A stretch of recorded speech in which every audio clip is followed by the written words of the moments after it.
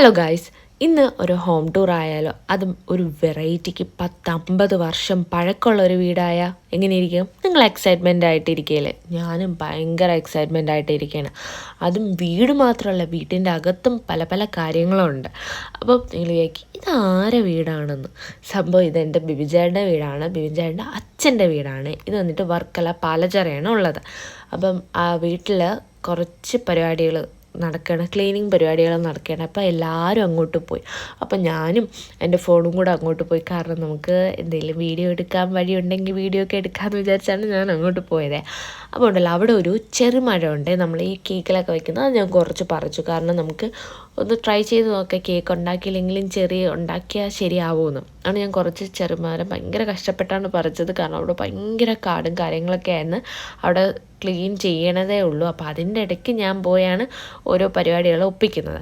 അപ്പോൾ നമുക്ക് ഇനി വീട്ടിൻ്റെ അകം തുറന്ന് അതിൻ്റെ അകത്ത് എന്തൊക്കെ ഉണ്ടെന്ന് നമുക്ക് നോക്കാം. എന്തെങ്കിലും വെറൈറ്റി ഉണ്ടായാലോ? ഓക്കെ. നിലം തല്ലി, ഇതാണ് നിലം തല്ലി. നിലം തല്ലി.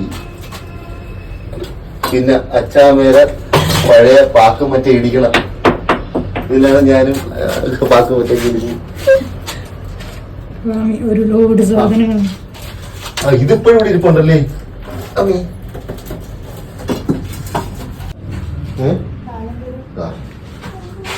ഇവിടെയാണ് അച്ചാമ്മ കിടന്നിരുന്നത്.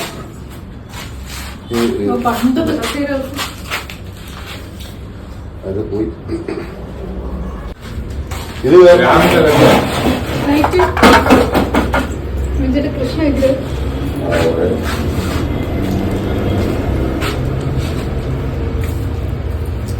അവന്റെ അനിയമ്മന്റെ ഇപ്പോഴും അതുപോലെ അന്ന് മുമ്പ് അടുക്കി വെച്ചത് പോലെ ഇരിപ്പുണ്ട്. കുറ്റിട്ടിട്ടുണ്ട് മുകളിൽ. അച്ഛാമ്മ അന്ന് ലാസ്റ്റ് മരിക്കുന്നതിന് മുമ്പ് അടുക്കി വെച്ചതാണ്. അതേപോലെ 1000 രൂപ.